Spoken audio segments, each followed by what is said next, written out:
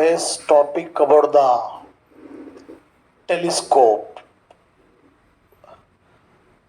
an optical device which is used to observe the distant objects or which is used to observe the image of the distant objects is called a telescope. ದೂರದಲ್ಲಿರ್ತಕ್ಕಂಥ ಆಬ್ಜೆಕ್ಟ್ಸ್ಗಳ ಇಮೇಜನ್ನು observe ಮಾಡ್ತಕ್ಕಂಥ ಈ ಒಂದು optical ಡಿವೈಸನ್ನು ಅಥವಾ ಭಾಳಷ್ಟು ದೂರದಲ್ಲಿರ್ತಕ್ಕಂಥ ಆಬ್ಜೆಕ್ಟ್ಸ್ಗಳನ್ನು ತೋರಿಸ್ತಕ್ಕಂಥ ಈ ಒಂದು ಆಪ್ಟಿಕಲ್ ಡಿವೈಸ್ಗೆ ನಾವೆಂತ ಕರಿತೀವಿ, ಟೆಲಿಸ್ಕೋಪ್ ಅಂತ ಕರಿತೀವಿ. So this telescope was first constructed by the Galileo in the 1609. 1609 ಅಲ್ಲಿ ಗೆಲಿಲಿಯೋ ಅಂತಕ್ಕಂಥ ಸೈಂಟಿಸ್ಟು ಫಸ್ಟ್ ಈ ಒಂದು ಟೆಲಿಸ್ಕೋಪ್ ಅನ್ನು ಕನ್ಸ್ಟ್ರಕ್ಟ್ ಮಾಡ್ತಾನೆ. ಈ ಒಂದು ಟೆಲಿಸ್ಕೋಪ್ ಅಲ್ಲಿ ಮೇನ್ ಆಗಿ 2 ಟೈಪ್ಸ್ ಇದೆ.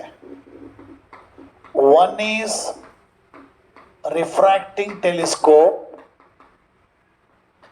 And second one is reflecting telescope.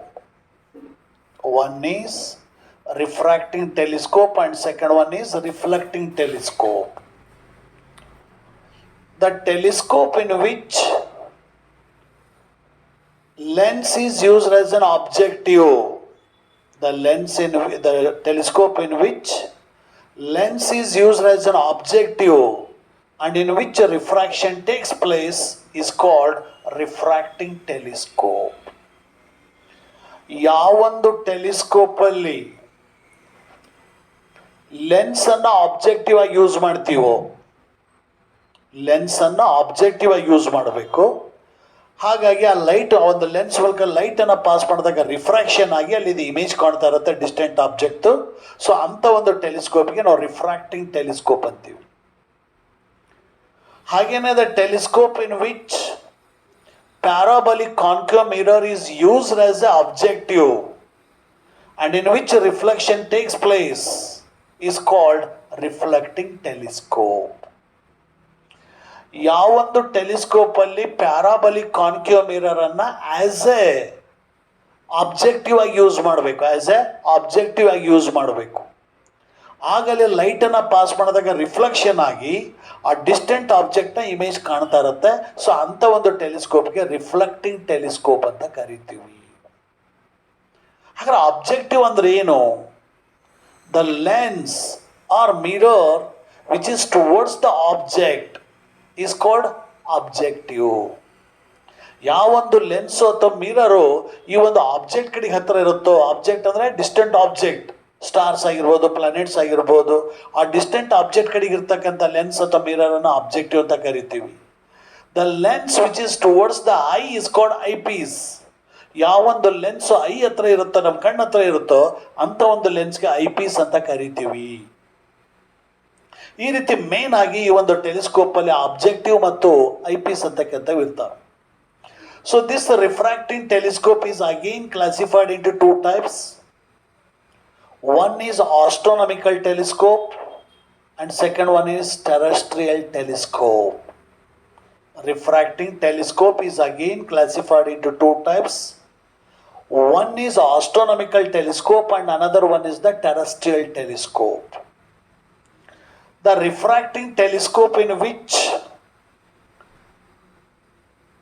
distant objects are observed or image of the distant objects means celestial bodies like planets, stars, galaxies, nebula, etc. is called astronomical telescope. ಯಾವೊಂದು refracting telescope ಇಂದ ನಾವು celestial objects ಅನ್ನು, heavenly bodies ಅನ್ನು observe ಮಾಡಬೇಕು, ನೋಡಬೇಕು. Heavenly bodies ಅಂದರೆ planets ಆಗಿರ್ಬೋದು, stars ಆಗಿರ್ಬೋದು, ಗ್ಯಾಲಕ್ಸೀಸ್ ಆಗಿರ್ಬೋದು, ಅದೇ ರೀತಿ ನೆಬುಲಾ ಆಗಿರ್ಬೋದು. ಈ ರೀತಿ ಇಂಥ ಒಂದು ಸೆಲೆಸ್ಟಿಯಲ್ ಬಾಡೀಸ್ಗಳನ್ನು, ಹೆವನ್ಲಿ ಬಾಡೀಸ್ಗಳನ್ನು ಅಬ್ಸರ್ವ್ ಮಾಡ್ತಕ್ಕಂಥ ಈ ಒಂದು ರಿಫ್ರಾಕ್ಟಿಂಗ್ ಟೆಲಿಸ್ಕೋಪ್ಗೆ ಆಸ್ಟ್ರೋನಾಮಿಕಲ್ ಟೆಲಿಸ್ಕೋಪ್ ಅಂತ ಕರಿತೀವಿ. ಹಾಗೇನೆ the refracting telescope which is use to observe or which is use to produce the image of the distant object or terrestrial objects means objects on the surface of earth is called terrestrial telescope. ಯಾವೊಂದು refracting ಟೆಲಿಸ್ಕೋಪಿಂದ ಈ ಒಂದು terrestrial ಆಬ್ಜೆಕ್ಟ್ಸ್ಗಳನ್ನು, earth surface ಮೇಲೆ ಇರ್ತಕ್ಕಂಥ ಆಬ್ಜೆಕ್ಟ್ಸ್ಗಳನ್ನು ನೋಡೋದಕ್ಕೆ ನಾವು use ಮಾಡ್ತೇವೆ. ದೂರದಲ್ಲಿರ್ತಕ್ಕಂಥ building ಇರ್ಬೋದು, ಹಿಲ್ ಇರ್ಬೋದು, ಅಥವಾ ಆ ಒಂದು ದೂರದಲ್ಲಿರ್ತಕ್ಕಂಥ ಯಾವುದಾದ್ರೂ ಒಂದು ಬಿಲ್ಡಿಂಗ್ ಇರ್ಬೋದು, ಅಂಥವುಗಳನ್ನು ಅಬ್ಸರ್ವ್ ಮಾಡಲಿಕ್ಕೆ ನಾವು ಯೂಸ್ ಮಾಡ್ತಕ್ಕಂಥ ಈ ಒಂದು ಟೆಲಿಸ್ಕೋಪ್ಗೆ ನಾವೆಂತ ಕರಿತೀವಿ? ಟೆರೆಸ್ಟ್ರಿಯಲ್ ಟೆಲಿಸ್ಕೋಪ್ ಅಂತ ಕರಿತೀವಿ. ಸೊ ನಾವು the construction working of the astronomical telescope. ಈಗ ಈ ಒಂದು ಆಸ್ಟ್ರೋನಮಿಕಲ್ ಟೆಲಿಸ್ಕೋಪ್ನ ಪ್ರಿನ್ಸಿಪಲ್ ಏನು, ಕನ್ಸ್ಟ್ರಕ್ಷನ್ ಯಾವ ರೀತಿ ಇರುತ್ತೆ, ವರ್ಕಿಂಗ್ ಯಾವ ರೀತಿ ಇರುತ್ತೆ ಅನ್ನೋದ್ರ ಬಗ್ಗೆ ಡಿಸ್ಕಸ್ ಮಾಡಿ. ಸೊ ಯೂಶಲಿ ಯಾವುದೇ ಒಂದು ಟೆಲಿಸ್ಕೋಪ್, ಆಸ್ಟ್ರೋನಮಿಕ್ ಈ ಒಂದು ರಿಫ್ರಾಕ್ಟಿಂಗ್ ಟೆಲಿಸ್ಕೋಪ್ ಅಂತ ತಗೊಂಡ್ರೆ ಒಂದು ಎಂಡಲ್ಲಿ ಅಬ್ಜೆಕ್ಟಿವ್ ಲೆನ್ಸ್ ಇರುತ್ತೆ, ಇನ್ನೊಂದಲ್ಲಿ ಐಪೀಸ್ ಇರುತ್ತೆ. ಅಂದರೆ ಇಲ್ಲೊಂದು ಲೆನ್ಸ್ ಇರುತ್ತೆ, ಇಲ್ಲೊಂದು ಲೆನ್ಸ್ ಇರುತ್ತೆ. ಹಾಲೋ ಟ್ಯೂಬ್ನ ಒಂದು ಎಂಡಲ್ಲಿ ಅಬ್ಜೆಕ್ಟಿವ್, ಇನ್ನೊಂದು ಎಂಡಲ್ಲಿ ಐಪೀಸ್ ಇರುತ್ತೆ. It is mounted. ಸೊ ಇವೆರಡುಗಳ ಮಧ್ಯೆ ಇರ್ತಕ್ಕಂಥ ಡಿಸ್ಟೆನ್ಸನ್ನು, ಅಂದರೆ ಆಬ್ಜೆಕ್ಟಿವ್ ಮತ್ತು ಈ ಒಂದು ಐಪೀಸ್ಗಳ ಮಧ್ಯೆ ಇರ್ತಕ್ಕಂಥ ಡಿಸ್ಟೆನ್ಸನ್ನು ಅಡ್ಜಸ್ಟ್ ಮಾಡಲಿಕ್ಕೆ ರಾಕ್ ಆ್ಯಂಡ್ ಪಿನಾಯ್ನ್ ಅರೇಂಜ್ಮೆಂಟ್ ಸ್ಕ್ರೂವನ್ನು ಅಡ್ಜಸ್ಟ್ ಮಾಡಿರ್ತಾರೆ. ಇಲ್ಲಿಂದ ನಾವು ಐಪೀಸ್ ಅಬ್ಸರ್ವ್ ಮಾಡಿದಾಗ ಡಿಸ್ಟೆಂಟ್ ಸ್ಟಾರ್ಸ್ ಇರ್ಬೋದು, ಸನ್ ಇರ್ಬೋದು, ಪ್ಲಾನೆಟ್ಸ್ ಇರ್ಬೋದು, ಅವುಗಳನ್ನು ನೋಡ್ಬೋದು. ಅದೇ ಅರೇಂಜ್ಮೆಂಟನ್ನು ಇಲ್ಲಿ ನಾವು ರೇ ಡಯಾಗ್ರಾಮಿಂದ ನೋಡ್ತಾ ಇದ್ದೀವಿ.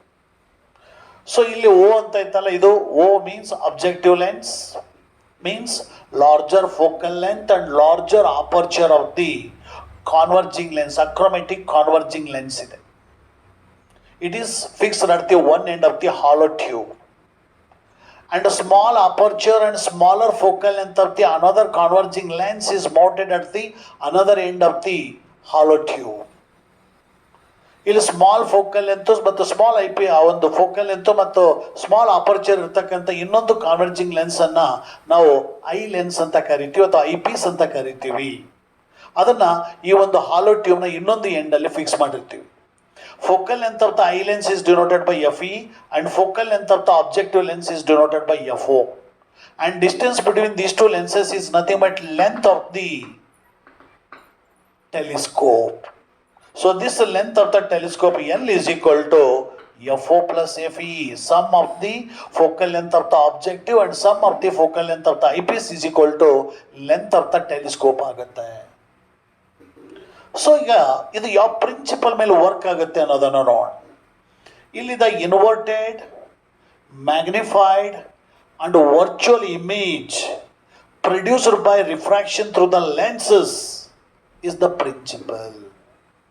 ಈ ಒಂದು ಲೆನ್ಸಸ್ ಮೂಲಕ ರಿಫ್ರಾಕ್ಷನ್ ಆದಾಗ ಮ್ಯಾಗ್ನಿಫೈ ಆಗಿರ್ತಕ್ಕಂಥ, ನೆಕ್ಸ್ಟು ಈ ಒಂದು ಇನ್ವರ್ಟೆಡ್ ಆಗಿರ್ತಕ್ಕಂಥ ವರ್ಚುವಲ್ ಇಮೇಜು ಪ್ರೊಡ್ಯೂಸ್ ಆಗುತ್ತೆ ಈ ಒಂದು ಲೆನ್ಸಸ್, ಐ ಪೀಸು ಮತ್ತು ಆಬ್ಜೆಕ್ಟಿವ್ ಲೆನ್ಸಸ್ ಮೂಲಕ ರಿಫ್ರಾಕ್ಷನ್ ಆದಾಗ. ಇದು principle of this refracting telescope or astronomical telescope. ನಾವು working the parallel beam of light means the light from the distant stars. ಈ ಒಂದು ಬೇರೆ ಬೇರೆ ದೂರದಲ್ಲಿ ಇರ್ತಕ್ಕಂಥ ಸ್ಟಾರ್ಸ್ ಇಂದ ಬಂದಿರೋ parallel beam of light is incident on the objective. After refraction, all the rays are converges at the point A dash. So there is a inverted, diminished and real image is produced. So ಇಲ್ಲಿ ಆ ಒಂದು distant object ಇಂದ ಬಂದಿರತಕ್ಕಂಥ parallel beam of light ಈ ಒಂದು objective lens ಮೂಲಕ pass ಆಗುತ್ತೆ. Refraction ಆದಾಗ all the refracted rays are converges at the point A dash. ಹಾಗಾಗಿ ಅಲ್ಲಿ ಎ ಡ್ಯಾಶ್ ಬಿ ಡ್ಯಾಶ್ ಅಂತಕ್ಕಂಥದ್ದು ರಿಯಲ್ ಆಗಿರ್ತಕ್ಕಂಥ ಇನ್ವರ್ಟೆಡ್ ಇರ್ತಕ್ಕಂಥ small diminished image of the distant object produce ಆಗಿದೆ. Now this image A dash B dash is acts as a object for this eyepiece. ಇನ್ನೊಂದು lens eyepiece ಇದೆ, ಆ ಒಂದು ಐ ಪೀಸ್ಗೆ ಎ ಡ್ಯಾಶ್ ಬಿ ಡ್ಯಾಶ್ ಅಂತಕ್ಕಂಥ image object ಆಗಿ behave ಮಾಡುತ್ತೆ. So now light from this image is incident on the eyepiece. Then after refraction, that image is produced at the infinite distance or image is produced at the least distance of distant vision. So ಅಲ್ಲಿ produce ಆಗಿರ್ತಕ್ಕಂಥ image ಅಂದರೆ second eye lens ಮೂಲಕ refraction ಆದಾಗ produce ಆಗ್ತಕ್ಕಂಥ ಇಮೇಜ್ದು magnification ದೊಡ್ಡದಿರುತ್ತೆ. ಇಲ್ಲಿರ್ತಲ್ಲ image, ಇದಕ್ಕಂತ ನಾವು ಡಬಲ್, ತ್ರಿಬಲ್, 3 ಟೈಮ್ಸ್ ಇಮೇಜ್ ದೊಡ್ಡದಿರುತ್ತೆ. ಇನ್ವರ್ಟೆಡ್ ಇಮೇಜ್ ಇರುತ್ತೆ, ಜೊತೆಗೆ ವರ್ಚುವಲ್ ಇಮೇಜ್ ಇರುತ್ತೆ. ಇಲ್ಲಿ ಇನ್ವರ್ಟೆಡ್ ಇಮೇಜ್ ಪ್ರೊಡ್ಯೂಸ್ ಆದರೂ ಸಹಿತ no matter, because all the stars are celestial bodies are always in the spherical shape. ಆ ಒಂದು ಆಬ್ಜೆಕ್ಟ್ಸ್ಗಳು ಸ್ಪೆರಿಕಲ್ ಶೇಪಲ್ಲಿ ಇರೋದ್ರಿಂದ ಅದು ಉಲ್ಟಾ ಕಂಡ್ರು ಸಹಿತ ನೋ ಪ್ರಾಬ್ಲಮ್. ಈಗ ಫಾರ್ ಎಕ್ಸಾಂಪಲ್ ಬಾಲ್ ಇರುತ್ತೆ, ಅದನ್ನು ಈ ರೀತಿ ನೋಡಿದ್ರೆ ಓಕೆ, ಅದನ್ನು ಉಲ್ಟಾ ಇನ್ವರ್ಟೆಡ್ ಆಗಿ ನೋಡಿದ್ರು ಸಹಿತ ಅದೇ ಥರ ಕಾಣ್ತಾ ಇರುತ್ತೆ. ಹಾಗೆಯೇ ಈ ಒಂದು ಸೆಲೆಸ್ಟಿಯಲ್ ಬಾಡೀಸ್ಗಳು ಸಹಿತ ಸ್ಪೆರಿಕಲ್ ಶೇಪಲ್ಲಿ ಇರೋದ್ರಿಂದ ಅದರ ಇನ್ವರ್ಟೆಡ್ ಇಮೇಜ್ ಪ್ರೊಡ್ಯೂಸ್ ಆದರೂ ಸಹಿತ ದರ್ ಇಸ್ ನೋ ಮ್ಯಾಟರ್.